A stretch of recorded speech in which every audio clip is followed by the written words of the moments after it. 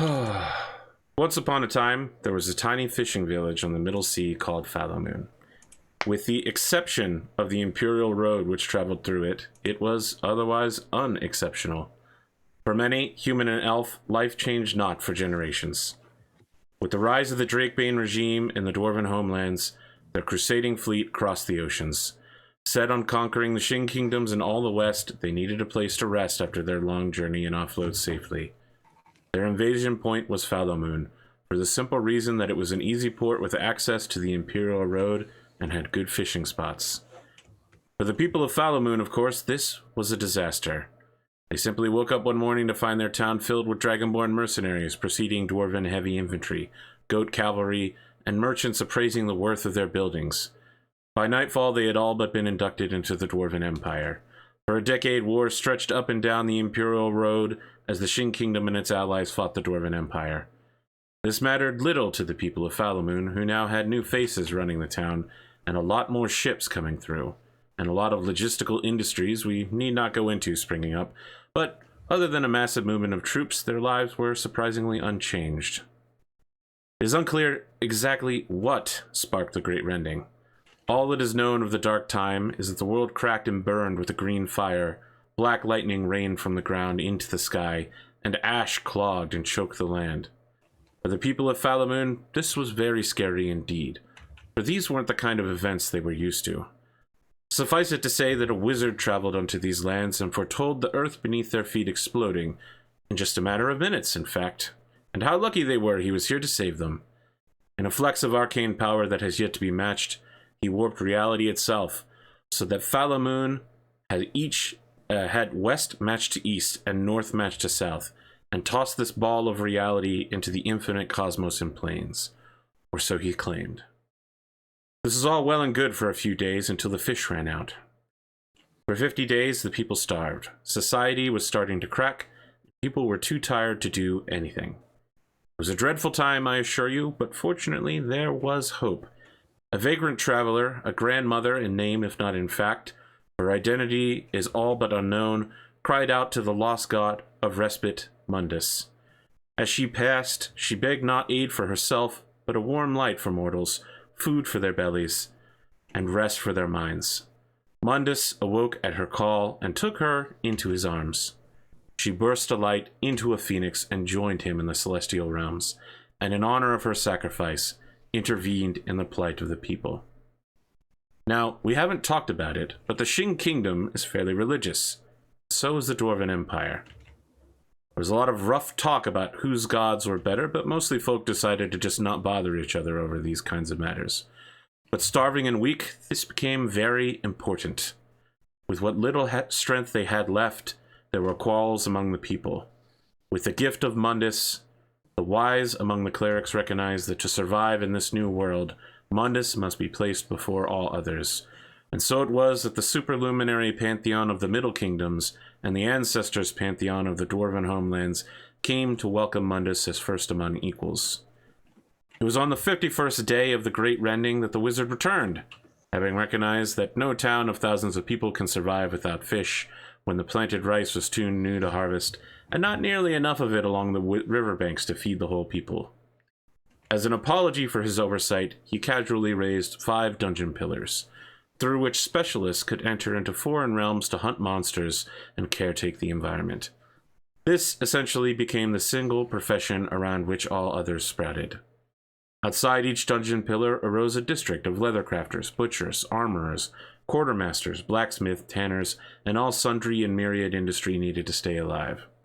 Thus, we have arrived at the present day, where the 4th pillar is about to get its latest ordained party, as fate has chosen individuals with a special destiny to save their people. Hello, I am AP Gaming Real, and this is Dinner and a Dungeon, a Dungeons & Dragons 5th edition game using the Dragon Stew supplement. Dragon Stew is written and illustrated by Antonio D'Amico, and using it will allow you to harvest monsters and the environment to craft magical items, create stat-enhancing meals, and engage in cooking trials. In this world, food is scarce, and only through choosing how to steer a massive industry of butchers, wainwrights, blacksmiths, laborers, scribes, messengers, sutler, provisioners, and more can there be survival. Today, with our episode 0 premiere, we will be creating characters, affixing the world, discussing how the story will work, expectations, safety tools, and more. While I have been streaming tabletop RPGs for over 7 years with 50 rule systems and dozens of campaigns, I've been waiting to launch this one for almost 3 years. Now is the time to do so, with Dragon Stew fresh off the press and a cast of gourmands and chefs to join me. This game will be inspired by media like Monster Hunter World and the manga Dungeon Meshi. Thank you for joining us, and allow me to introduce our cast. Sputnik, who are you? Where can people find you, and what do you do? Hi, I'm Sputnik. On Twitch, I'm now Spooty McTootie because Cambodia stole my original channel. They got all my 100 followers. Good on them. I play tabletop games. Been doing it for a long time. I've been doing it on Twitch for like 7 years. In real life, I'm a former chef and a current quality engineer. That me. If you look for Sputnik or Sputnik71 on Twitter, you'll find me. Same on Instagram. I take pictures of my food. And if you'll allow me, an idea I have for this game is that I also run a cooking blog called Chef and Popper. I'm going to try to make in real life versions of the food that we make on this show and provide those recipes to you, dear viewers. I'm excited for that. Me too. What did you cook today, if you cooked anything? Or just give me a food review, something you ate. Well, actually, today, my lovely wife cooked for us, and she made zoodles cooked in hot pepper flake with Parmesan cheese and fresh Roma tomatoes, and it was delicious. I did finally purchase a meat grinder for our KitchenAid, so I will be grinding fresh meat, and I think I'm going to try to make my own burger mix this weekend. So we'll see how that goes. I just saw a video by a guy who discussed how to make burger sauce in 45 seconds. It looked incredible. What was in it? He started by caramelizing onions and then adding it to ketchup, mustard, mayonnaise, a couple of other things that I don't quite remember, but I saved the video so that I can consult with it later. Yes. Because it was like a brown sauce, and it was like a McDonald's sauce, you know, when you get the Big Mac and there's just sauce on the top of it. It was like that, and you put it on the bottom and on the top, and I was like, wow, that looks really good. You know, that's how they do it, I guess. It's hard to beat a really well-made burger sauce. It's one of my favorite condiments. It's like seasoned butter for steak, you know? Yes. Yeah. Yes, very true. Very true. I should discuss what I cooked today, or at least a food review. Maybe we'll do that for intros every week. A food review. That's a good idea. Review. Yeah. So I made mac and cheese, but I did so by shredding a block of cheese and then adding it to evaporated milk with a little bit of flour. Colby Jack and cheddar mix. The beef, I feel like I really failed on the beef. So I added taco seasoning, but not a lot, and a sprinkle of salt. And with the richness of the cheese, the beef really got drowned out. It tasted a little bland. Well, the good thing about cooking that I've learned is that you can always cook something again tomorrow and improve on what you cooked on today. Except I'm out of cheese. Well, and another important lesson, I'm glad that you bought a block of cheese and shredded it yourself. Stop buying that pre-shredded shit in the bag, people. It's too expensive, and it's got crap Clumping on agents. it. Yeah, don't do it. Just save yourself $3. Buy yourself a $3 shredder that you can hold in your hand. That's what I did, and just buy a pound of cheese. Mine is ancient. I think it predates the 1900s. Perfect. This is an old cheese shredder. Perfect. Even better. Battered and worn. You know, speaking of things that are battered and worn, Connor Hughes, who are you? Where can people find you? And what do you do? Perfect. Look, it's that AP Gaming real transition. I had to take the shot. That was good. It's good. My name is Connor Hughes. You can find me when I stream, which will be soon, as I always want to say lately, at twitch.tv/Connor Hughes. I am a comic book creator. Mainly been working on 2 comics, White Ash and The Game. We actually have a new title by my writer coming out relatively soon on Kickstarter called Galarian. But I'm that's a White Ash spinoff, right? That's a White Ash spinoff. That's right. Oh yeah, featuring you guys really No, please go ahead. No, go ahead. What was that? I was gonna say it's the waifu spinoff for sure. Yeah, you guys are like, man, people really like this woman. Let's just do her storyline. More for well, I killing mean, people. I think Charlie has a really interesting way to take the character. So I think he had the character already forming even before sort of he got a sense that people liked her. And when he saw that people were interested, he sort of said, "Okay, well, yeah, let's do this." And then he can bring in other like talented creators like Ramina, and she's going to be drawing that and coloring half of it or so. So that's going to be really good. Anyway, yeah, that's me. You can find me at the Twitch place or maybe Twitter. I think at Connor Hughes. And yeah, and then I guess here on Tuesday nights. Looking forward to it. I didn't really cook anything. We ordered in pizza today because but tell me about the pizza. It's pretty good. It's not like up in when I was living in North Jersey or say New York City. You get really fantastic pizza. I'm living in mid Jersey now, and pizza quality. Sorry, you're telling me that you get good pizza in New York City. This is the first I've heard of that, Connor.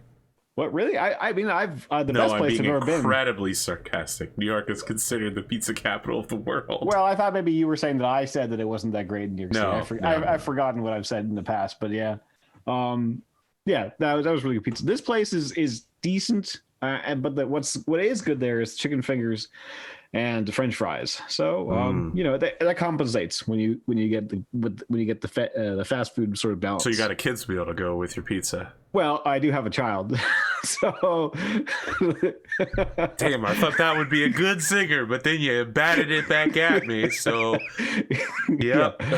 Well, we always try and get supplemental foods for my daughter because she's pretty picky. Has not inherited my trait of basically being a human vacuum, unfortunately, for now. So we have to always get like secondary ideas just in case. She does seem to like pizza and French fries and chicken fingers, though. So she's an American. Yeah, yeah, that's right. Look, I can't let you walk away from this. You just said it's a pizza, but you didn't tell me anything about the pizza, and you might not know this, but I am a pizza scientist, so I want to know about this pizza, right? We're talking crust, we're talking floppability, foldability. Those are 2 very different stats. Toppings, cheese to sauce ratio, moisture barrier. Like, give me a review on this pizza, Connor. You can't just say, we had a pizza and I ate the chicken tenders. That's what I remember. I mean, I had a fair few pizza slices. No, it was a thin crust pizza. I would say that's why it's a decent pizza, because you're eating East Coast thin crust. That's why, Connor. Go to California if you want thin crust pizza, you monster. Well, this wasn't that super thin crust. No, this was like, New York style. New York. So it had a high foldability and floppability rating. Definitely, yeah. You had to fold it up into a sandwich slice and go yum, yum, yum, yum. All right. Have you ever heard of the Totino's pizza and pizza roll sandwich? I have heard of it, yeah. You were on that show, Cotton, when you talked about it. That's the kind of stuff where I say it doesn't really quite count as pizza, so it's okay to put mustard on it. Holy shit! Yeah, I knew that was going to get a reaction. How do I quit the show? Yeah, you could just say, "You'll be back." What can I say? Yeah.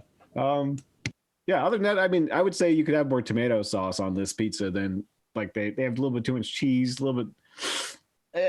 Too much oil is a difficult thing because on a really good pizza it's okay, but on this kind of boiler, I would say kind of like standard pizza, I would say just go a little bit lighter on the oil. I mean, with the New York style pizzas, you really don't want a lot of oil because you don't want it dripping anywhere. You don't, but at the same time, you got to have the bottom of the slice be greasy enough that when you put it on a napkin, it leaves a pizza shape in it. It's a delicate balance to get the oil exactly where you need it to be. I mean, yeah, when you're dealing with a slice that's oily, that's a real commitment, though. Yeah. That's the thing. You're committing to about like 1,000 calories of oil that's just going to your body between 2 slices. So, yeah. Other than that, I wouldn't say it was particularly exceptional. I mean, the cheese is a little bit too salty, I would say. Yeah. Okay. Wow. Yeah. I'm so glad I got this extra review out of you. It was Okay. totally worth it. Was it? My apologies to the audience. They got dragged on a wild ride by me. Cotton, who are you? Where can people find you? And what do you do? I'm Cotton. I doodle and stuff, and you can find me hanging around AP's Discord. So And I gather cooking up on the Eco server. Oh yeah, I cook on the Eco server. Haven't done much cooking in real life though lately. I mean, we basically have her chained to a desk at the Eco server. She's our only chef. We got a guy who cuts animals and turns them into select meats and salads, but Cotton's the only one that's actually making food. Is there different roles like a baker, or is it Yeah, more like you have to be a miller in order to bake things. Oh, Connor, it's a long and treacherous civilization style like tech path. Mm-hmm. I feel like we were moving faster, and then now we've slowed down and we're not as advanced as we were last server. Oh, there's no way, Cotton. We're on day 3 on this server right now. Mm-hmm. At day 3 on the first server, we hadn't even started the iron mine yet. I was begging Eternal for nails, and I had to bring nails over 30 at a time from across the world. We're going much, much faster. We were, and then we've like slowed down. It's No, like we did we a have whole bunch of progress in the first day or two, and then we stopped. We literally have cars in the 3rd day. Yeah, but We had power carts on day 6 last time. slope wise, we were doing this, and now we're kind of leveling out and not. We're much more advanced than we were, but I'll agree with you that now we're in an uphill battle now, right? Like it takes Like a long time to tech up. Last time we slowly started, but once we started, we got the ball rolling pretty fast. And in this time, we were like, we should do this, and then everybody's like stopped going. Everybody's kind of stopped working together. I'll agree with that. Except for Kelly. But it is a co-op thing, right? It's partial co-op, partially competitive. The people. I don't know that economy killed cooperation. Economy killed cooperation. Oh, okay. No, I feel the same. The people who aren't cooperating now were also not cooperating last time. So I don't know what to tell you. There's still cooperation. It's just a couple of people in the center of town doing all the mining again. It seems like less cooperation than last time. All right. I can't argue could be with that. wrong. We're getting way afield of dinner in a dungeon, though. It's not the Eco stream. Don't worry, Eco stream will be back tomorrow. Let's talk about expectations for the world. I know you guys have all had a look at my food dungeon revisions, the old documentation. I'm thinking PG, and if we want to say the F word every once in a while, maybe PG-13. But I'd really like to, for once, have a stream somebody could watch with their kids. And of course, with PG and PG-13 means this sort of imagery, right? Like, I won't be discussing horrible bloody murders, and of course you won't be fighting you won't be fighting other sentient creatures, right? Like, orcs are not going to be a thing here. What you'll be engaging in is battles against monsters and animals. You'll need to overcome challenges in the environment. You'll have I'm literally an orc, though. Yes. Should I not be an orc? No, there's nothing wrong with being. What I'm saying is, when you go into the dungeon, there won't be like 50 orcs trying to kill you. I think he's saying instead of fighting like the other intelligent races like we normally would, are fighting mainly monsters. Yes. Right. Yes. Sweet. Like There an orc won't, would there be won't be another intelligent banditry or race. grand quests to do this, that, and the next thing. You won't be delivering messages. You will be bringing back food and resources to keep everyone at home alive and employed, Nice. which are two What? very different things, but very important. Yeah, I like the basis of that. I was vaguely thinking about having a figure that I'm also trying to support in the story, like a grandmother or something. But Yeah, that's good. So, I'm sorry, did you say you want to destroy your grandmother? no, support. a figure. Oh, If she won't let me support her, I will destroy her. I will destroy her. No, sorry. I'm so sorry. No, I mean it's probably my pronunciation. I was just like, that's really messed up, but all right. That's not PG, I would say, really, unless we're talking, I don't know, Ariel or something. Little Mermaid. Yeah. What? Like She didn't destroy her grandmother. She didn't destroy her grandmother. You're right, but like she wanted to destroy the Ursula, who Was not her grandmother. was not her We're grandmother. so but far away from I don't dinner know. at a dungeon. I was just trying to think of a character in Disney. There's one thing this show doesn't need. It's the same thing all the other shows have, which is discussing Disney all of the time. Now that Disney controls everything.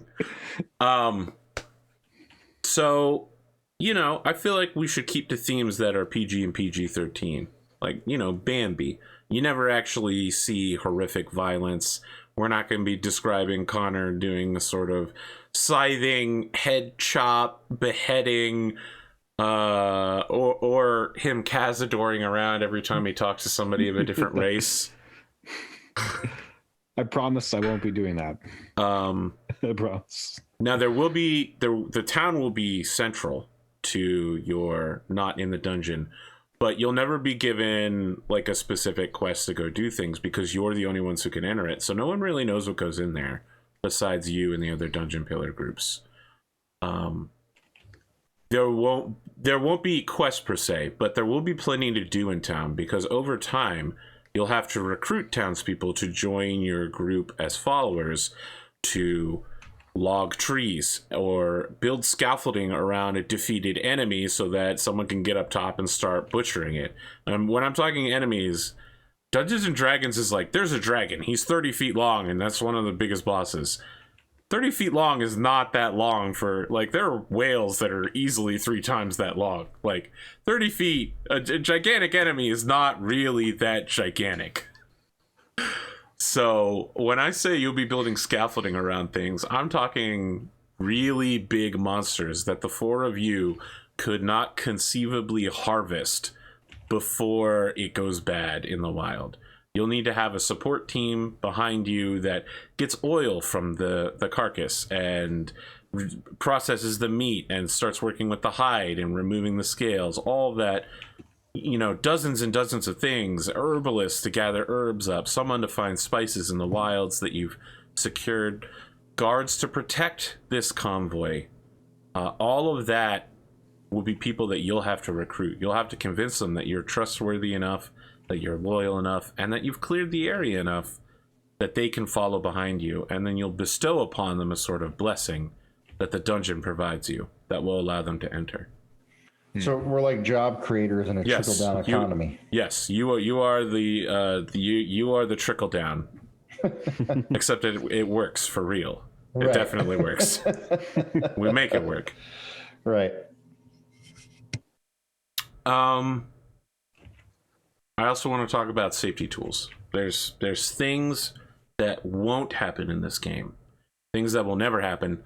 Things that if they do happen, we will try to slide past it without discussing it too much. There's a lot of different safety tools, veils, X's. We've all played together, most of us separately. I know Connor and Cotton have played together for a while. Sputnik and I have played together for a while, but we've all played together in some way. So I don't know that we need anything that specific, but if there are things we definitely don't want to see or would like to skip past, now is the time during campaign prep. You know, for some people it's, I don't want to see children injured, which is it's really good to have that up front. Yeah, I mean, I don't know about everyone else, but I'm pretty certain I understand what a PG to PG-13 game means. Obviously, there are things that Some people might be, like arachnophobic, right? And they might not want to hear about the super giga spiders. Shit, what was the? I'm sorry. What was the cotton? What was the food that we weren't supposed to talk about? It's wet bread. Wet bread. No, you made my mistake again. Yeah.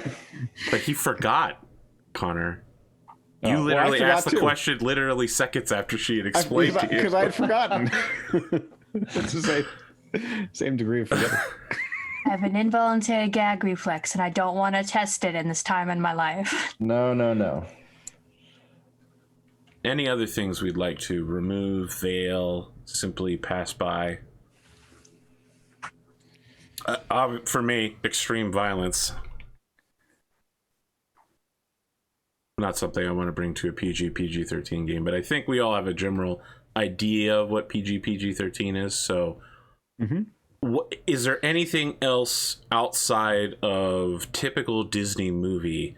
Everything but Hunchback of Notre Dame, which I don't think was Disney, but was also scarier than most Disney movies in a way. It was also great. It was great, but people only really remember one song from it, and they always forget the one that the Jester does in the sewers. That really is the best song. That's a good one. What was so disturbing about Hunchback? I forget. He does, I haven't seen it, so There's I an don't know. inquisitor who tries to set people on fire in the middle of the square, and he's got like this literal love-hate relationship with the gypsy woman. Oh. And he's like, love me. And she's like, no. He's like, all right, well, you're a heretic. I'm going to burn you. That's the whole movie. Yeah. He literally has a song called Hellfire where he That goes makes over sense, this. though. He's sexually attracted to a woman, and he blames her for turning him to sin unless he marries. She'll marry him, Yeah. So again, I don't see And the then problem. he tries to burn her at the stake for saying no. That makes sense. Sputnik, come on now. Fine. We're discussing safety tools. Now is not the time to test the barriers. I think he also burns in lava. I don't my God. remember. Yeah, I've never seen. Is that not a Disney? I thought that was a Disney movie. I think I it think might it's be a a Disney Disney movie. I'm Yeah, pretty sure I it's might get Disney. it mixed up I've with never seen it. Anastasia, which might be the one that's Anastasia not is Disney. not a Disney. Yeah. But it and Hunchback of Notre Dame have very, very dark, violent themes. All right, we're just kind of circling around on this. Yeah, it is What- Disney. I googled it. Which one? Hunchback? Hunchback. Yes. How's he burn in lava in Paris? That's a good knows? question. I think it was actually like molten metal. That would have been my bad. And it got He gets poured the, on him. He gets the T1000 or T1000 ending. What would you all like to see from this campaign? Wow.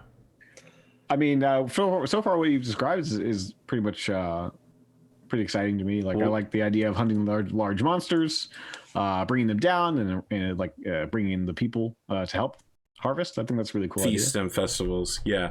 Well, let me say this.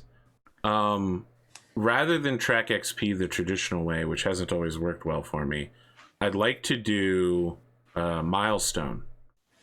So when I think you've made it far enough, we'll throw you guys a level. That way you don't have to rely on questing, you don't have to rely on killing a lot of things. You could find non-violent solutions to every level that don't rely on, like killing all of the wolves to keep them from depopulating everything, right? There might be other ways to do it, rather than just being wolf massacre specialists. And I know that sounds great. And I know that you said there's not, how do I put it? Not like quests or whatever, but like or will there be some sort of overarching story? Like I get. Yes. Okay. So the dungeon pillars have a rumor that if you're able to make it to the lowest level of the dungeon pillar, you might be able to release Fallow Moon from its current situation, which is that it is trapped in a reality ball where if you try to leave the town in any direction, you just appear on the opposite side of the town. If you try to keep digging down, at some point you get too nauseous to do it and you pass out, and they have to haul you back up. If you try to, fly too high, same deal. You just pass out at some point and you start to fall, and then you just gently drift down.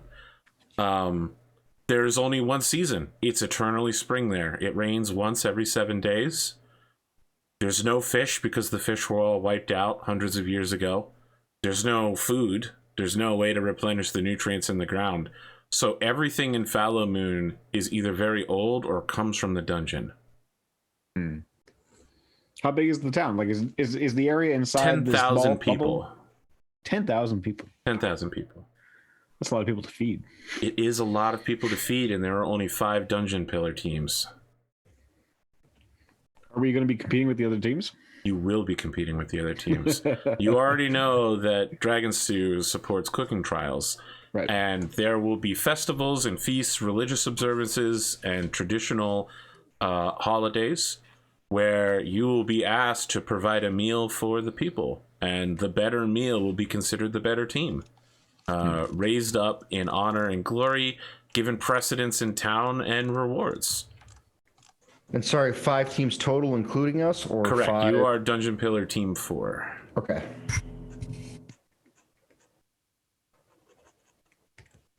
And how long has the town been in this 300 years?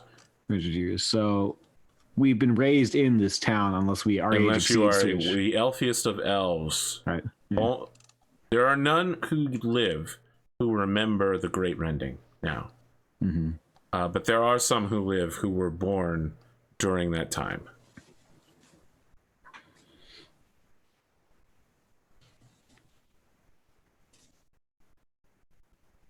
So now that you've had a little bit of time to process that, what are you guys looking to get out of it? If you just want to say everything you've discussed so far is fine and you have nothing else to add, that's perfectly fine. I just want to make sure I don't miss anything, because when people answer this question, I take it very seriously, and 16 episodes down the line, I will deliver the thing you've asked for, and I just want you to be ready for it and be like, oh, the thing, it just happened, the thing I asked for.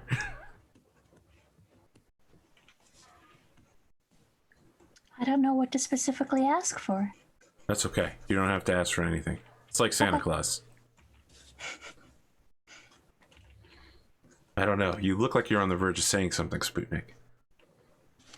I'm trying to put it into words, but I can't. I can't yet. What about images? Interpretive dance? Well, I want to see the interpretive dance. Popular culture references. you don't want to see that, trust me. It's like that one episode of Community. You know, that one. Is there going to be a bottle episode and a Darmok and paintball Jalad. episode? Oh, a bottle episode?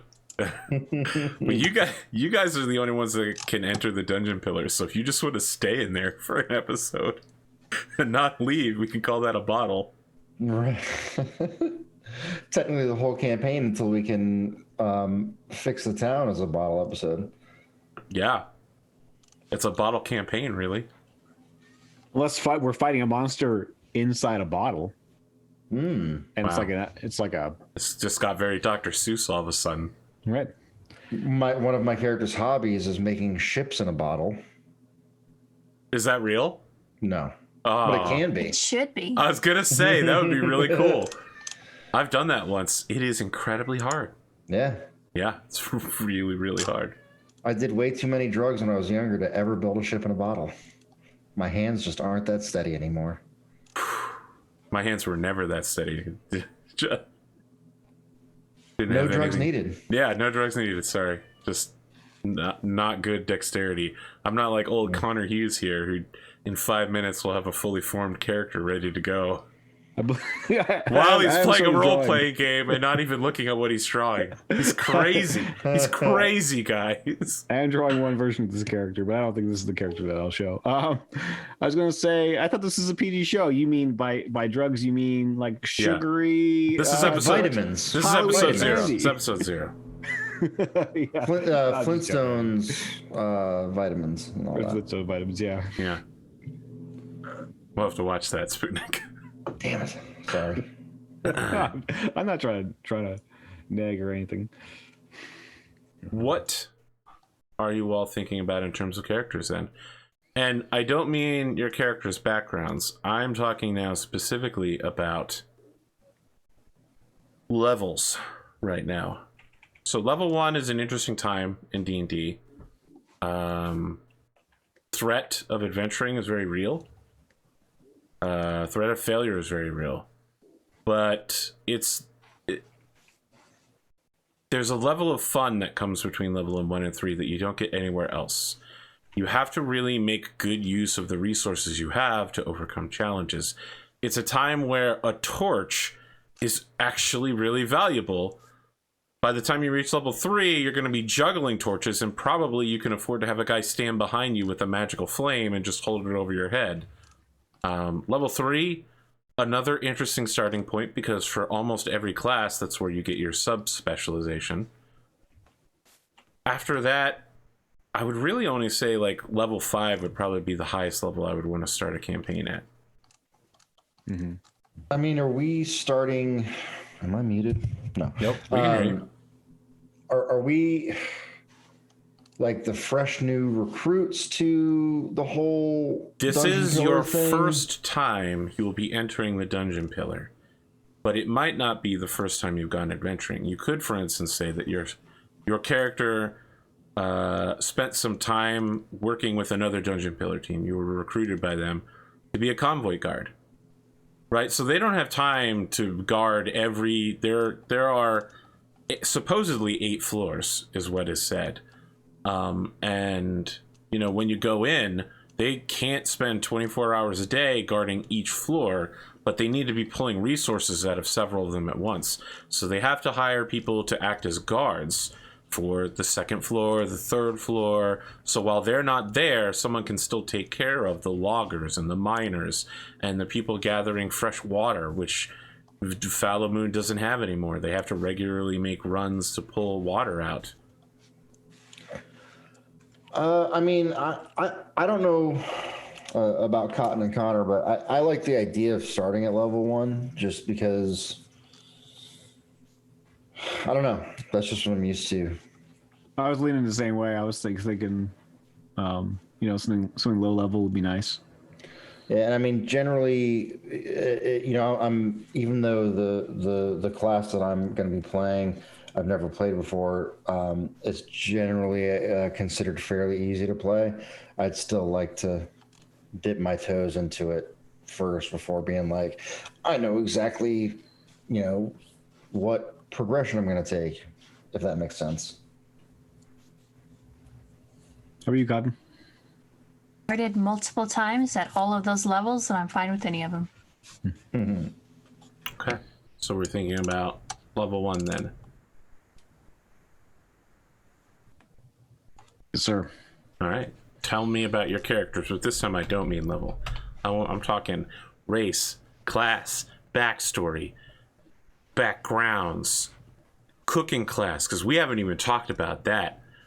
We haven't even talked about you guys get special sub-cooking classes that attach to your character from Dragon Stew. And there are special subclasses only available to Dragon Stew and backgrounds. And we haven't mentioned the magical words. Dessert familiar. Cotton, I'd like you to lead the dessert familiar discussion to explain it to the people, because I know you're the most excited to have one. You want me to tell you what my dessert familiar is going to be? Well, yes, but if you could tell us what dessert familiars are in general, starting with it. So dessert familiars are something that a baker can make, and I think another class can make them too, but I don't remember which one. And they basically create them instead of summoning them. So they bake them from what I was reading. And then they act as a familiar. You're just baking life into existence. So it's a half food, half animal combination. Except for the gingerbread man, which is half human. Which one did you take? I am going to have a tea dragon. Tea dragon. And Interesting. his name is going to be Oolong. A tea dragon named Oolong. Awesome. Does he have a friend named Lapsang Souchong? I almost named it Matcha, but I picked Oolong. I was gonna say probably has a cousin named Boba. He's the gross one that nobody Too likes. sugary. Yeah, everyone says he's too sweet. Why am I chewing my tea? You know, I've never had boba tea, so I don't understand what everyone went crazy about it like 2 years ago. I've always wanted to try boba. It still has not come to my area. I had it back in like 2000. It's coming closer. I can drive 4 hours and get it if I wanted to. Yeah, But the last creeping time I was boba, in the huh? city, it was closed. Interesting. I think I had it back in 2004, and I think I nearly choked to death. So, Connor Hughes can't eat boba. It's a real drawback. well, if you're drinking with one of those thick straws, and you're not expecting it, it suddenly shoots the boba into the back of your throat. Yeah. So, it's a danger. Beware, everyone. I don't know if I'm qualified to eat boba now. It sounds like it's really difficult. It's not. I mean, just don't drink from a straw like you might normally drink from a straw, which is with some degree of force. You should be a little careful in your approach. Okay. That's all. All right. It ain't no warned. Coke Zero, right? I don't drink Coke Zero. There's no Coke Zero. I It's felt no- like it was a good joke, though. Sorry to all the Coke Zero drinkers out there. Don't be sorry. All one of you Yeah. in the whole world. All right. Now I'm going to ask. Give me those deets. I want to know key words. Give me phrases, names, place names, name places. You guys are just looking at me. My name is Komomo. Komomo. What do you do, Komomo? I'm a baker. You're a baker. Well, that's your cooking subclass. Is that also your background? Are you a baker by background? I think I'm gonna do the hotelier. Ah, yep, hotelier. I was trying to remember what it was called. Yep, that's correct. Interesting. Oh, right, because you wanted your family to run Hot Springs Inn. Mm-hmm. Okay, yes.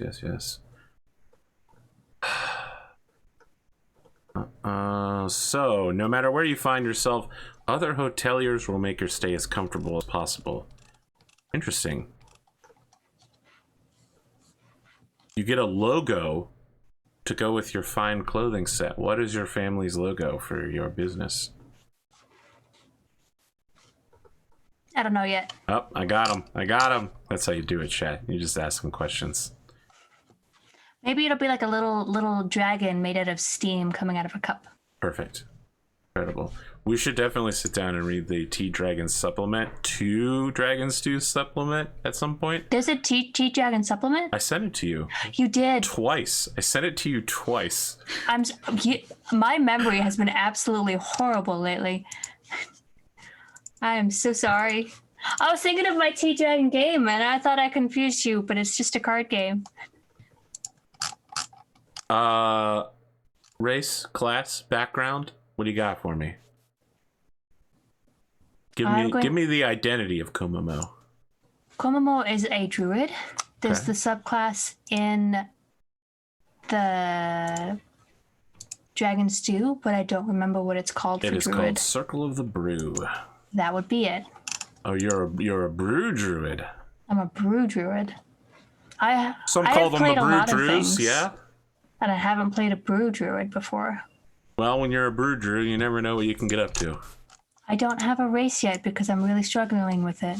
Okay, all right. I thought about being a halfling or an elf, or then I was looking through the D&D Beyond, and apparently there's a satyr. That would be fun. Well, you I don't don't need know. one tonight, but you will need one by Eventually. next week. Next week we have overlays and maps. Well, maybe we'll have maps. We'll definitely have a dungeon map. A town map, maybe not. All right. We got a brew drew over here of unknown. If you haven't figured out what race you are, you probably don't know what you look like yet. So we'll let that pass on by. I don't know whether to harass Sputnik or Connor first, so I'll just leave it up to them who wants to jump in and talk about their character next. Go for it, Connor. There we go. We're gonna bully Connor then. All right, I'm down All with right. it. So I was originally thinking that this character was sort of like a overland cowboy type of character, or like a Overland Cowboy. I was thinking the original idea was like a Mongol, right? But then you could also transfer that to cowboy. But basically like a herder across land, right? I guess is another way of saying Okay, that. herder. Very Yeah, different herder. than a cowboy, but yes. I guess, yeah. I'm not that familiar. So Not into But, the intricacies of herding and cowboys. Okay. I'm not. I'm sorry. I think Sputnik is muted. No, he's not. I mean, at least not on the. I'm overlays. sorry. His mouth just moved a bunch. Cowboys are herders. They herd cows. That's They're, why they're cowboys. they're a subset of That is a herders. rancher. rancher. Sure. Okay, a rancher. But That I was thinking employs more cowboys. I was thinking Some more across cowboys do that. It's a Venn diagram overlap, guys. Cowboys have a lot of different things they do. Sometimes they ride off into the sunset. land. Sometimes your mother shouldn't let their boys grow up to be cowboys. Also, But I was don't thinking- marry a cowboy. Right. I don't know that song. I'm Is that a covering. song? I'm covering every country song I can think of as quickly as possible. I was just saying I know what you're going for, Connor. I get it. Yeah, I get it. yeah, I right? get it. There is a difference between a herder and a cowboy, but you're right. There are cowboys that help drive cattle trains. They're like sort of in the same vein. Traditional But, cowboys would. yeah, right. Yeah, like a Western frontier kind of cowboy. I thought those were called cow pokes and ranch hands. Oh, but jeez. I mean, keep in mind again, the original look, inspiration. when was it more comes to Mongol, horses, there is a lot of terminology, man. right? That's fair. Yeah. But you're saying that this town has been as it is for 300 years, and you can't go outside it other than inside the dungeon. So I Correct. don't know if that doesn't really work with. What if you've been answer. raised to do that job in the dungeon?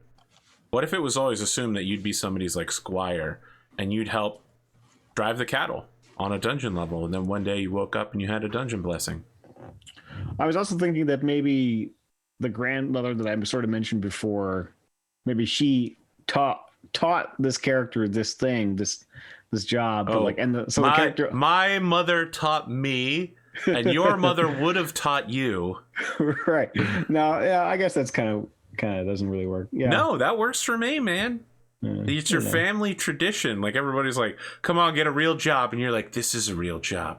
It's not a job. It's a way of life, man. This is my people's tradition. We ride out over top of grassy hills and we Right. watch large domesticated animals so that they don't get injured. They don't ride off any cliffs. I mean, maybe I need to know more about cowboying. Listen, Connor, than that I happens currently way do. more than you would think. I know. That's why I'm saying we're trying to avoid that kind of thing. Animals are as dumb as people. People run off of cliffs all the time. People do. Yeah. Look at any high school. People jump off of roofs. Yeah. I just Sputnik watched is the like, rep- "Arr!" I'm like, ooh, that happened, man. I've seen it happen. People love jumping off stuff. My grandpa jumped off a barn once. Oh, Ratosaurus says that cowpoke was an insult. Cowboys would call that rookie a cowpoke. All right. So I don't know as much as I thought I did. Yeah, maybe some. I don't know. I'll have to you have to choose between those things, or Okay. I also like your idea of like, oh, this was originally intended, like he was meant to be this person inside the dungeon. That also works for me. As far as like race and class go, I was thinking, halfling ranger. I don't know if you were going to go if you're okay with the ghost wise halfling. I don't know what that is. It's a type of halfling. I've never even heard of this. What book is it in? Yeah, I never heard of that. It's in your D&D Beyond selection. Yeah, I'm gonna go look at that. Sure. Otherwise, I'd go for stout. Game rules. Races. Ghost-wise halfling, you say? Yes. I have heard of it. Oh, it's They're like a definitely ranger. it's definitely from a like setting book. Well, Sword Coast. Yep, there it is. Always with the Forgotten Realms. Is that a particular thing? Otherwise, I'll go for stout halfling. It's fine. But What? You can telepathically speak with people? yeah, it's pretty good. I don't know, Connor. That weirds me out. Okay. Then stout it is. Stout halfling. Okay. Would you consider the ghost wise without the ability to telepathically speak with people? I would. Yeah. I mean, Yes. I think the Ghostwise kind of fit that the other concept where it was like kind of like the Mongol inspired halfling. Very But well. I will accept it. Altered Ghostwise halfling without telepathy. okay. All right. And Halfling then ranger. Okay. Yeah. And then I guess if we're gonna start at 1, I don't need to worry about subclass. So that's good. Well, you should have an idea what subclass you might eventually be. That way I can come up with good nicknames like Brew Drew. Chat's come up with Brewit, which I like. I'm not opposed to it. Should be Brewid, though, instead of Brewit. It's true. Also, Brewits gain their special abilities at level 2 because they get a magical cauldron that they get to carry with them at level 2. Ooh, Yep, it's called the Collapsible Cauldron. fun. So what are you thinking? You don't have to hold to it, but level 3 comes around. What are you thinking, Ranger? I was going between I think Monster Slayer and Hunter. Okay. Those two. Those certainly sound like they'll be useful in the environment. Right. And of course, Rangers get the. It's tough to tell what Rangers can ever do. I never remember, but I think you can't be slowed down in your favorite terrain. So if we're gonna go with the revised one, you get advantage. You have a natural explorer. You master navigate natural world. You ignore difficult terrain. You have advantages on initiative rolls in. Let's see. Okay. And that's the Those UA things. revised Ranger. I'm good with that. Yeah. The difficult terrain doesn't slow your group's travel. There it is. That kind of thing. Your Yep. group can become lost except for can't become lost except by magical means.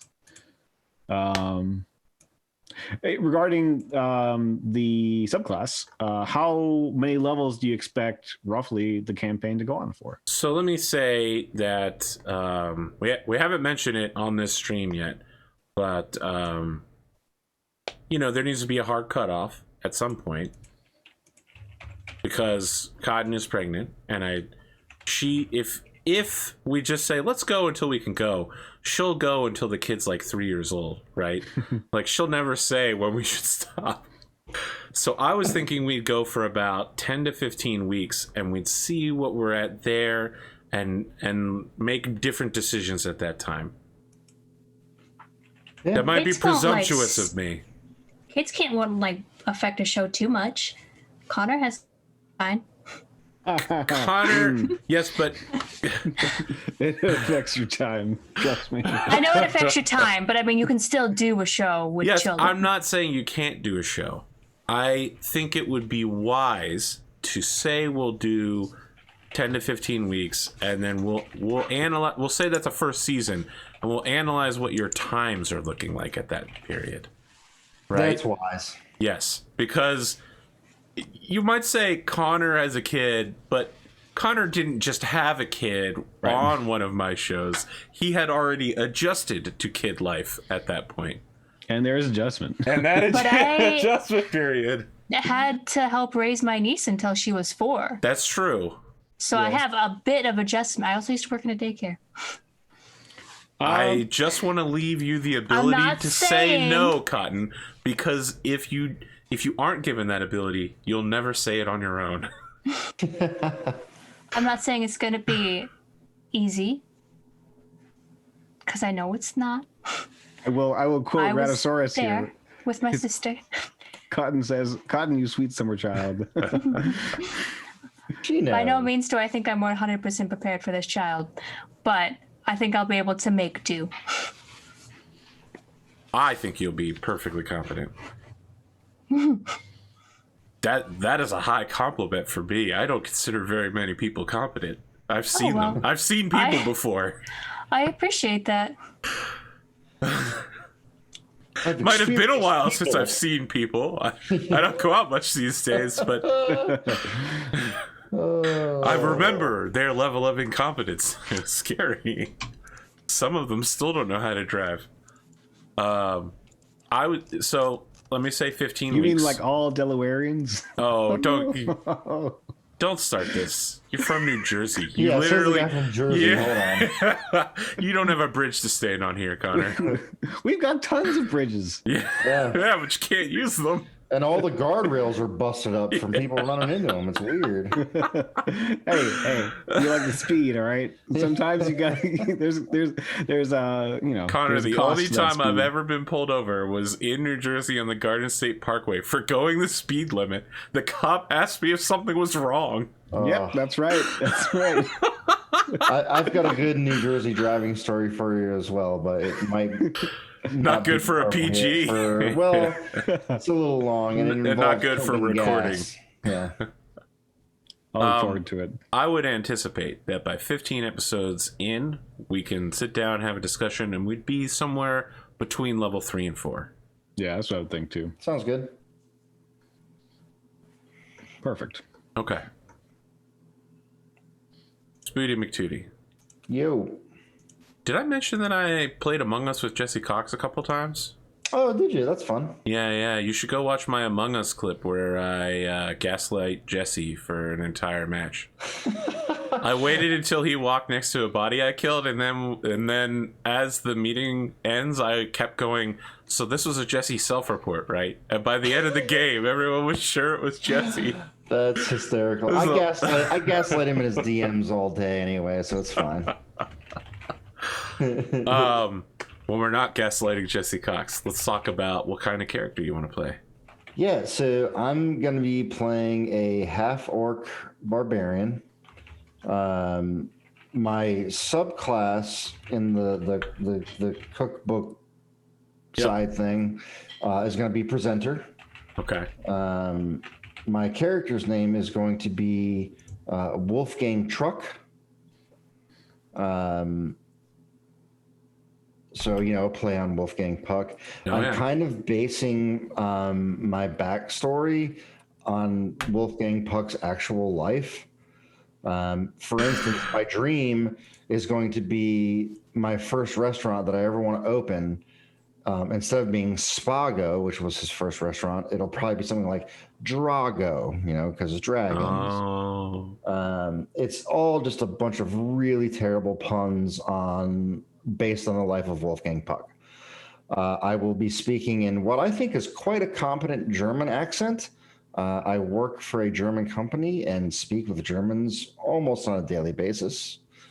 So I think that I'm quite good at a passable German accent, but I would buy you in any Captain America movie as like a background, the secondary villain. The chat will determine my competency at this accent, but we will see. It's fine. It's not such a big deal.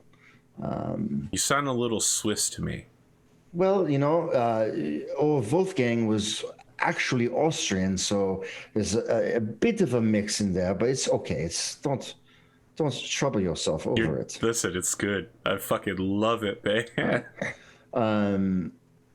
But yeah, I mean, to be quite honest with you, as far as background type stuff and stuff that I'm picking for the character, I'm not quite there yet. I'm still trying to figure out, because like I said, I know that Barbarian is generally quite simple to play, but I like the juxtaposition of being like this berserker that can also gently sprinkle parsley on top of something. I like that. So that's kind of like where I want to go with that. But anyway, it should be noted that in this game there is a magical item in Dragon's Stew called Lord Gordon Ram's Spear that has a ram's head. It is an intelligent talking magical item that judges your cooking, but it never speaks badly to children. I think you showed me that. Yeah, it's so good. That's fantastic. I like the idea of Wolfgang one day wielding this weapon in combat. Yeah, basically, like I said, I learned the art of presentation from my mother, who was a baker. My uh, my father was very stern and taught me how to not, taught me the other half of how to cook, which is sort of the hunting gathering type aspect of it. The self sustainability of being able to source your own product, and if you're buying product from someone, how to know whether or not it's good. But also when you're hunting in the wild, how to quickly clean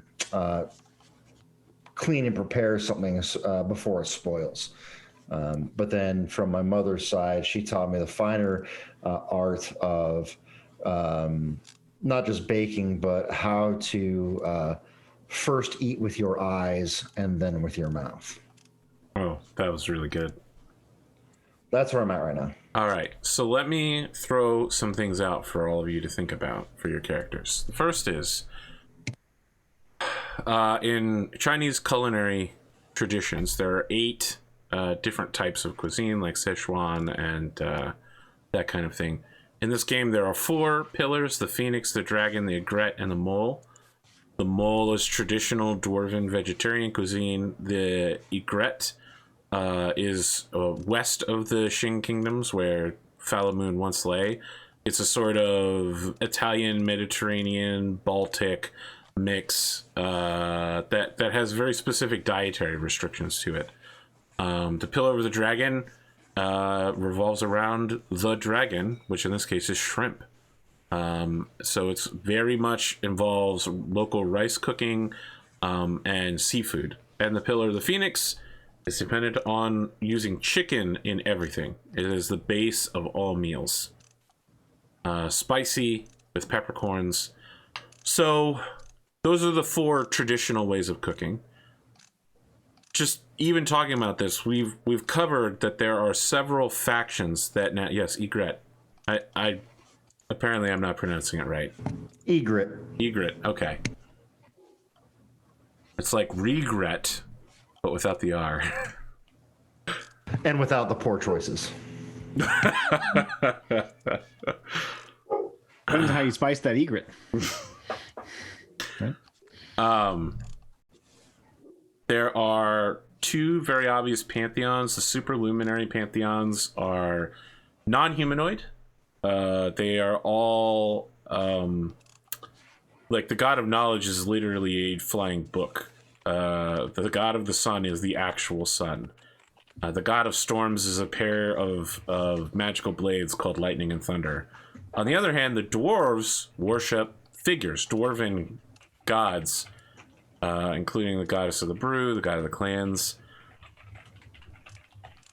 I want to know, do you follow traditions? Obviously, Mundus stands above them all.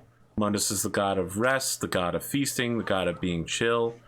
What part of town do you live in? Do you live in the area that was once the dwarven land orders forts? Do you live along the riverbank of the people who plant the rice? Do you live in the hospitality district? Do you live near one of the pillars? Who do you hang out with? How important were dungeon pillars in your life until now? Had you never gone into one or never really paid attention to it? Who are your family? Who are the people you come back to town to see?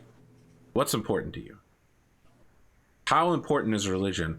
And how much do you look forward to feasting and food? About the culture of Fallow Moon, it very much is a mix of all of the places that surrounded it before it was encapsulated. There's no one overarching culture anymore. The need to survive supersedes any sense of primacy in that regard. But there has come a sense of shared tradition, which is working hard, sometimes to the point of overwork. On the other hand, there's also a tradition of taking care of yourself. Mundus is the god of rest, and he's the primary god of Fallow Moon. He shows up on certain festivals in person through an avatar to talk to people and listen to their concerns directly. He was called for an act of divine intervention, which saved the town once, and it's hoped that one day again he'll be able to directly intervene if a powerful enough cleric with enough faith is able to call him.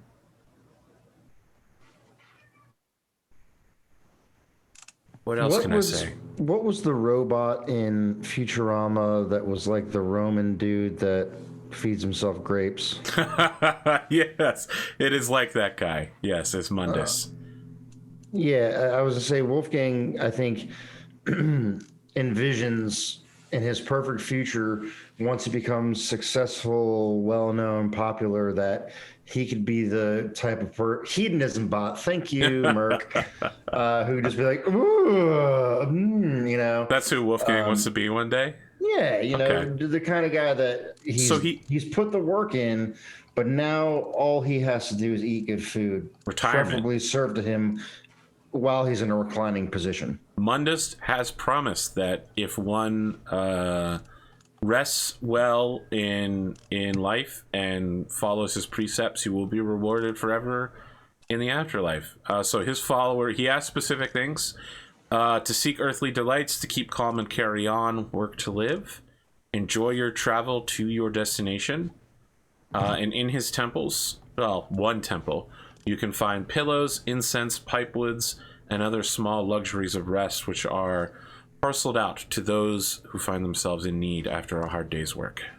Yeah, I think Wolfgang is kind of down with the Mundus, but kind of in secret because his father does not necessarily agree with that philosophy. His father's more about just hard work and maybe you'll get lucky, but it's not about enjoying things. It's about you need this to live. I'm thinking his father, since he's a half orc, I'm thinking the father is the orc and the mother is the human. And maybe the mother sort of in secret talks about Mundus to Wolfgang. But it's like the secret that, and it's why he leans towards the presenter aspect, because his mom and him have that sort of secret connection about Mundus, but he still appeases the wants of his father by, learning how to fight and being that orc. Sputnik, you just made the backstory so complicated, and I love how it ties in. Well, I never said that I was going to make it easy for you. There was a question in chat as to where you can find these custom backgrounds. They're in Dragon Stew. And they're not technically backgrounds per se. They are cooking classes. Well, I was specifically talking about the farmer background. Yes. So you are thinking of getting the farmer background. Well, I mean, I thought it matched what I was talking about earlier. Sure. I read through it. I mean, obviously by the title, I don't, to me, they don't connote each other. But when you read through the description, it really just talks a lot about animals. So for chat's sake, just in case they haven't purchased Dragon Stew by Antonio D'Amico, your feature is called Animal Whisper. Your years of taking care of animals on your farm have given you an extraordinary ability to understand the subtle intricacies of the complex body language of chickens, cows, and other farm animals. You can always tell what a farm animal's emotional state is, and you have advantage on any medicine checks used on farm animals, which I think is very unusual for a D&D background, but it's also really interesting. The only other game I've ever seen where farm animals make an appearance and character abilities is Spears of the Dawn, where you can summon cows. I feel like that. Not like combat cows. You literally game. just summon cows. You're like, all right, come to me, cows. And cows just appear out of nowhere, and you're like, all right, let's milk these cows. It's the cow level of RPGs. Nope, it's not. It's not a combat thing. It's literally just summon cows to you. Yeah, but the cow level wasn't a combat level in Diablo or whatever. What? The cow, you remember how a lot of old games they always had a cow level? Like You do not remember the cow level of Diablo, do you? No, I don't really. You just said it wasn't it was one of the hardest combat levels of the entire game. Oh, was it? Okay. Yeah, I forgot. Connor. I mean, have you ever fought a cow in real life? It's tough. The cows walk around I with have not. maces and they beat the crap out of you. Yeah, I must be just thinking of a real different life. game. I must be thinking of a different game then. I thought the I cow really little... like cows, but they're so mean. Are they? Oh yeah, they're stubborn. That makes sense.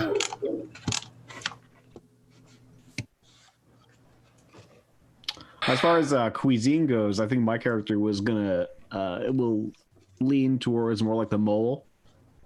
Dwarven cuisine then. You like that? Yeah. The homeland. Are you a vegetarian or do you just follow that on Dwarven religious holidays?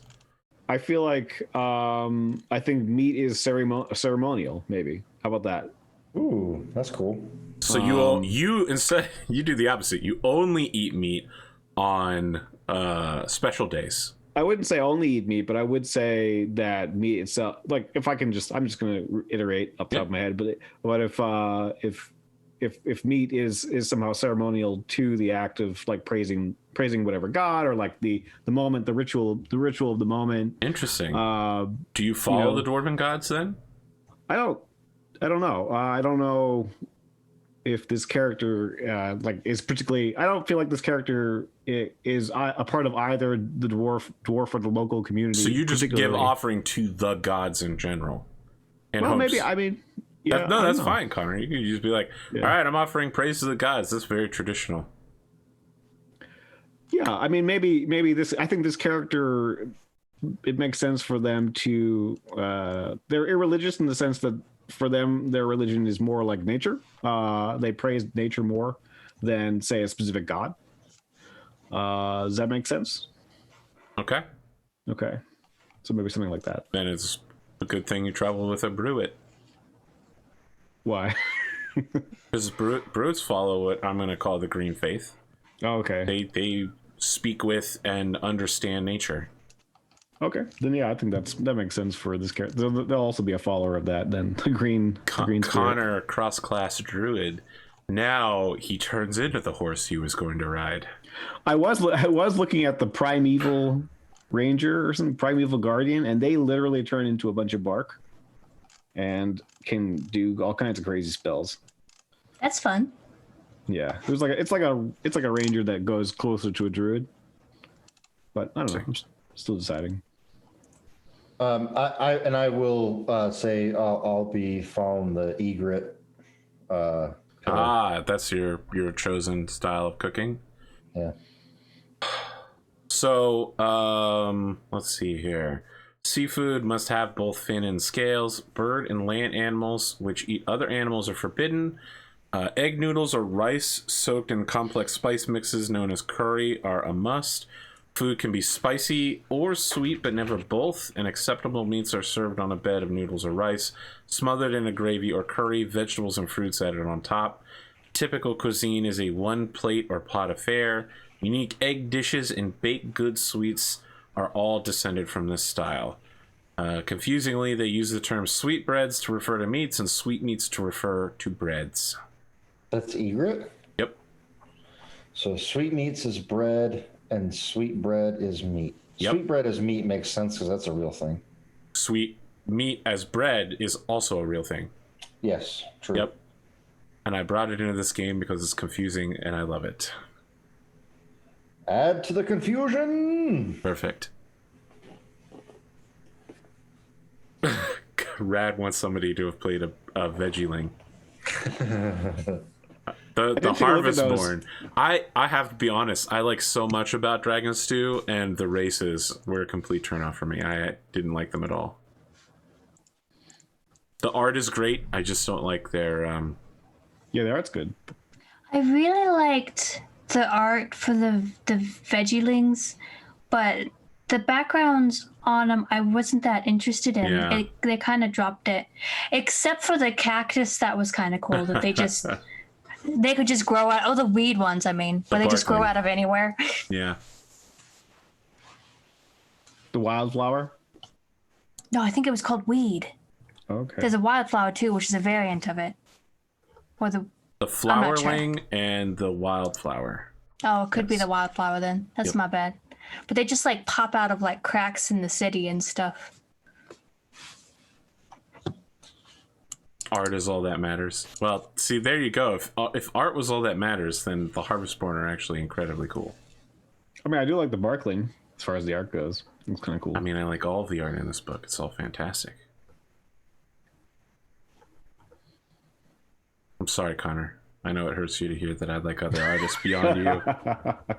You'll always be number one in my book, except for the people who make Nero art. If you were somehow reading my face, I was looking at this cauliflower character. No, I'm just trying to get any laugh that I can. Like the cauliflower. It reminds me of like a little old granny. But I'm just thinking like that's exposed brain. It kind of like just weirds me out. Just think of it like hair. Yeah, I guess. I don't know. It reminds me of a little old grandma. I love it. Yeah.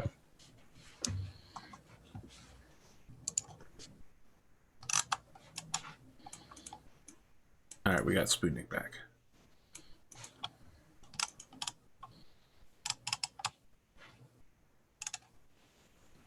Do you all have any questions, comments, concerns? I'm not sure there's much else to do from here, although if you have something, now's the time to talk. What better place than here? What better time than now? I mean, I like the direction that we're going with this already. I can say that much. Do you think we're gonna have all the necessary skills in the cooking compartment to be able to? No, Like, and we haven't mentioned it yet, but this show is going to regularly feature guests for the cooking trials. So I anticipate cooking trials will probably be 1 to 2 episodes long, and a guest will wander in to the show for that episode, making a character and joining you for a giant monster hunt, and then helping you with the cooking process during the trial. When you said that, the first thing I thought of was that John Travolta meme from Pulp Fiction where he's like, Huh? Yeah. I'm cooking now?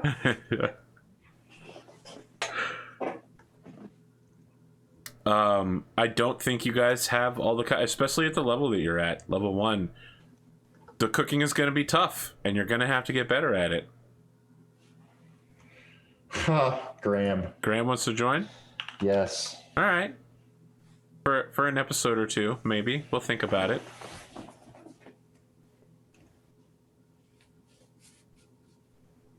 Any other questions, comments, concerns, ideas, backstories?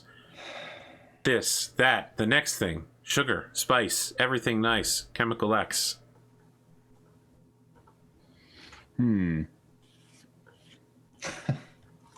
Graham, you are my friend. You could have... listen, you wasted an opportunity. You could have Spocked him there. Oh, yeah. Yeah. Well. I mean, I honestly... I can't think of anything else right now. Okay. Off the top of my head.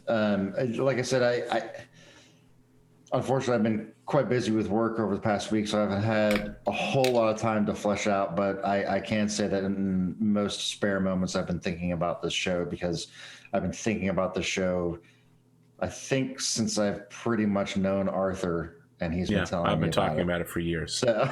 I've been waiting. When Dragon Stew came out, I dumped all of my custom rules and decided that this was how I was going to ride right off into the sunset, shiny and chrome, right here. Yeah, man. Yeah, I don't have any questions right now. I probably will be asking questions during the week about Good. the setting, trying to think about where the character might be placed and like where they came out of a little bit more. Okay. So that's, in that regard, that's sort of just something that needs to be iterated over the week. By Monday night next week, I'll need everybody's names, character information, and that's it, because I got to set up the overlay. When and how are we rolling stats? That's an interesting question. You know, I'm never big on rolling sets. I'm big on the array builds. Although So I don't point buy stuff, or no, array is where it's like you get a 15, a 14, a 13, and you put them where you want them. right? Okay. We can roll if you want to. Oh, I We don't didn't even care. talk about that part. What do you guys think? I don't know. You don't know.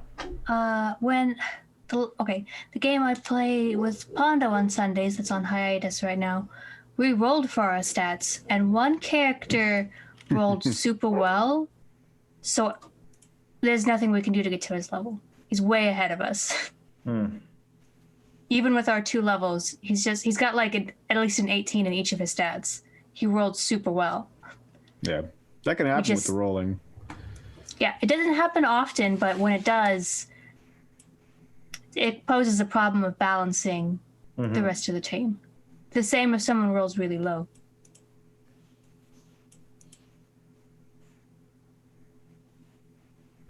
So that gives us point buy or array. We can still roll. I was just saying that's the one bad part about it. I really don't like rolling for stats. No, yeah, no, That's and I'm totally fine not rolling. I mean, if we were, I've never done the array thing, but No, we did array for New Game Plus. did we? Yep.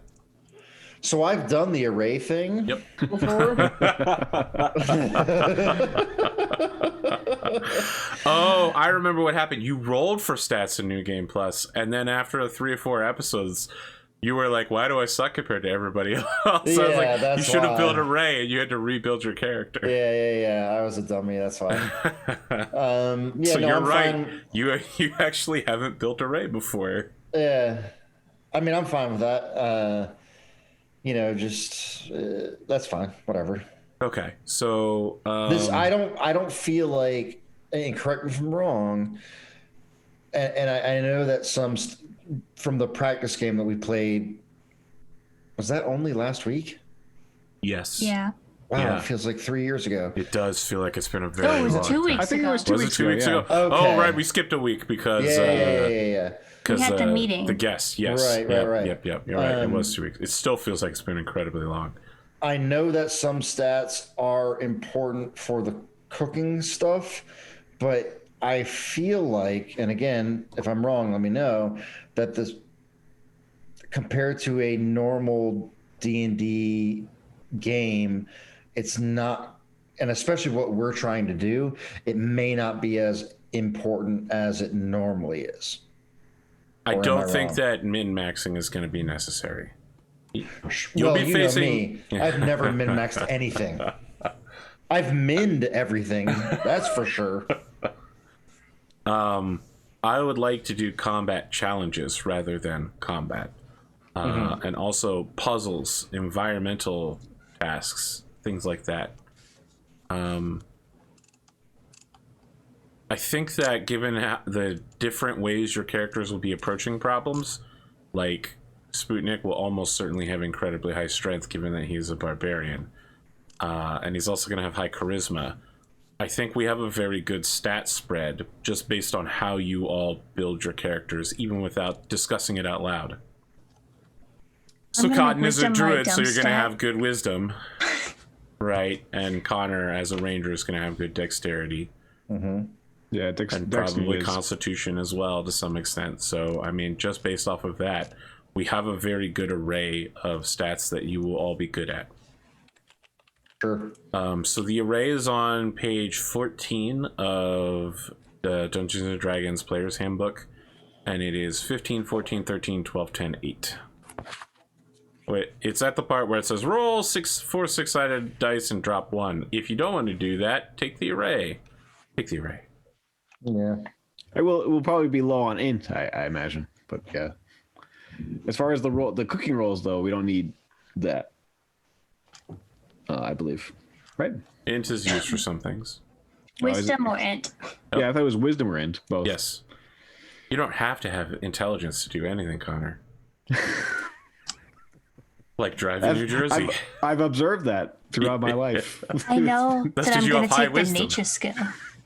You're going to take the nature skill? I am shocked to hear So mad that a that my Druid- nature cleric didn't have the nature skill. Right. It was a pre-gen, I'm sorry. Why wouldn't you give a nature cleric the nature skill though in a pre-gen? I didn't make it, so I'm just saying. I didn't make any of them. I just grabbed them off the internet. Search for D&D 5e pre-gens. I had intimidation though. I think you used it. I just mentioned that I had it. Oh no, I did use it. You did, yeah, against the did. thief. I did use it against the thief Yep. because the pre-gen character was extremely racist and had a horrible not PG-13 or PG background. Yep. So, I don't know. Let's talk about one thing we plan to eat or cook tomorrow as part of our outro. Ooh. We're going to go in reverse order, which means we start with Cotton. I don't plan to eat anything anymore. It just comes to me when I want it. Okay, all right. The first part of that was a little alarming. Okay. Connor. I don't. I cook everything every day. I cook eggs. That's what I will be cooking next Tuesday. That was my favorite song from the Land Before Time series, was the Australian velociraptors who ate eggs. That was great. Exactly. I actually quoted that song in a high school paper I did about vegetarianism once. Amazing.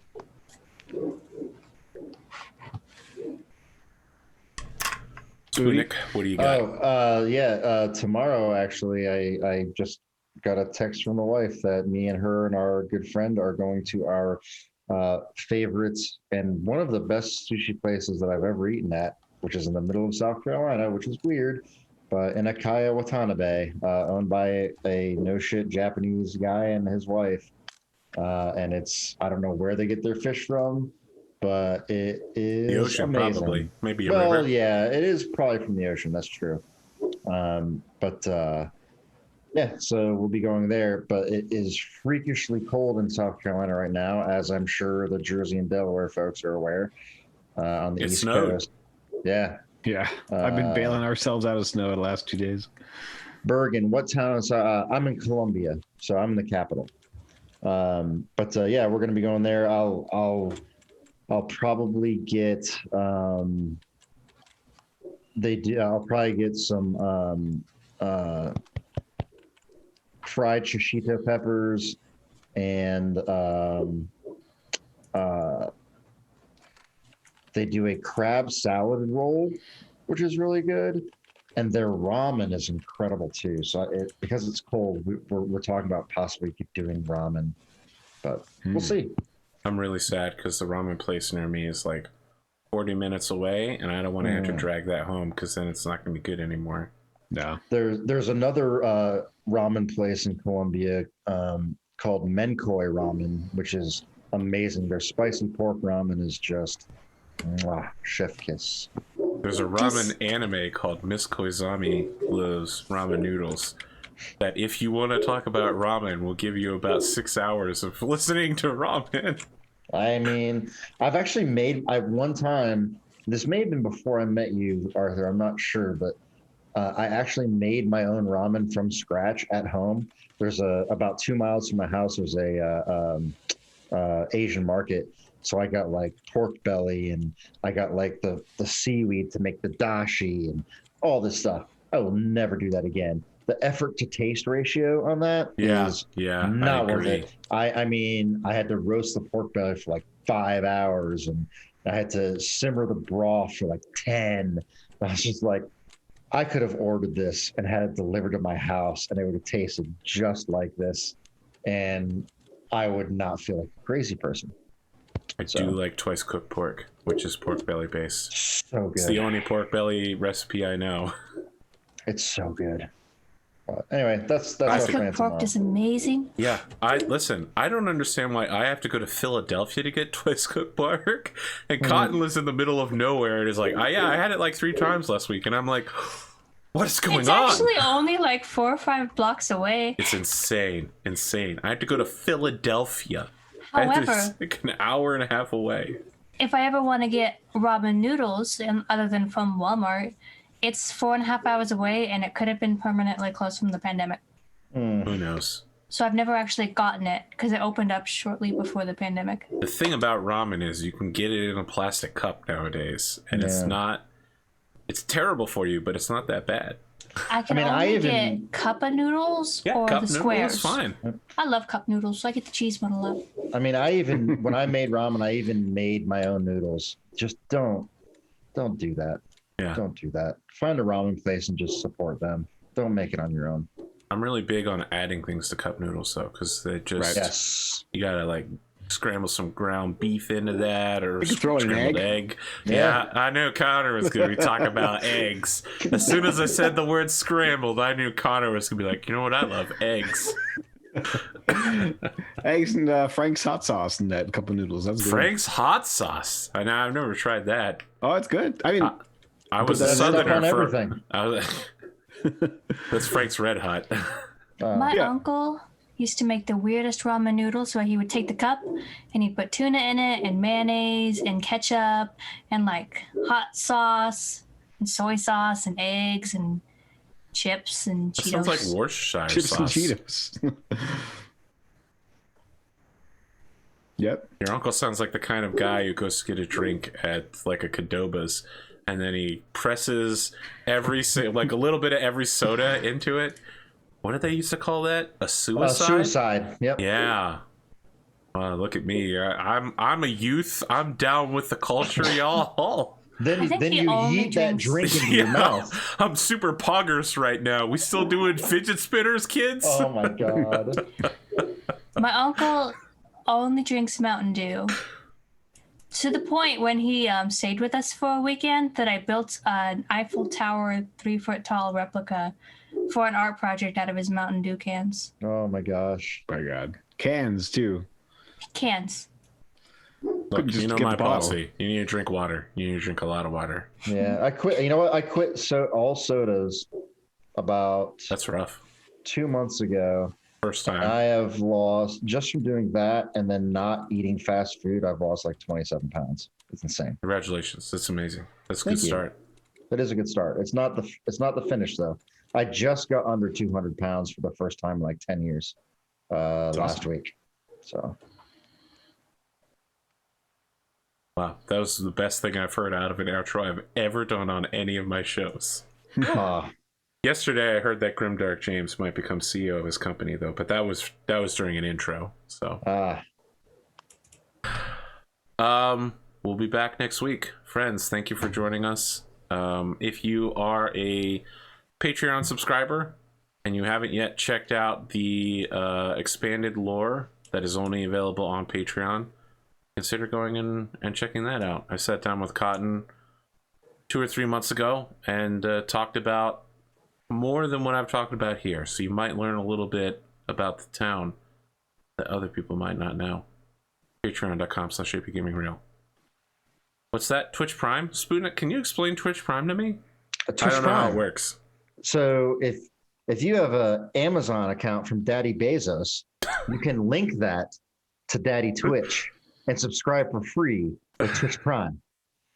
I did it before we went live today, and AP didn't even thank me. So maybe he'll thank you. I disabled the pop-up notifications thing because as soon as I went live, like 4 people saw that I knew that was gonna happen because I haven't streamed a tabletop RPG in like 2 weeks. Yeah, and I've been off Twitch and streaming for a little while, so I hadn't resubbed anything, but I did today. It was my 12-year anniversary with my new account, not the one that Cambodia stole. Perfect. Do That's it while it lasts because I think Bezos is stepping down. Who knows? Guys, What? that's wrong. No, He's not that's not stepping right. down. He's moving to the executive chair position. He's going to be directing the space program personally, which he can't do when he's running the whole company. Gotcha. My wife told me he was stepping down. He's not stepping down. He's stepping up to space. He's the He's Putin decided of he's done Amazon. with the Earth. He's becoming a transhuman. He's becoming that next level person. What do they call him in Gundam? New type. He's a new type. That's it. Have a good night. Take care.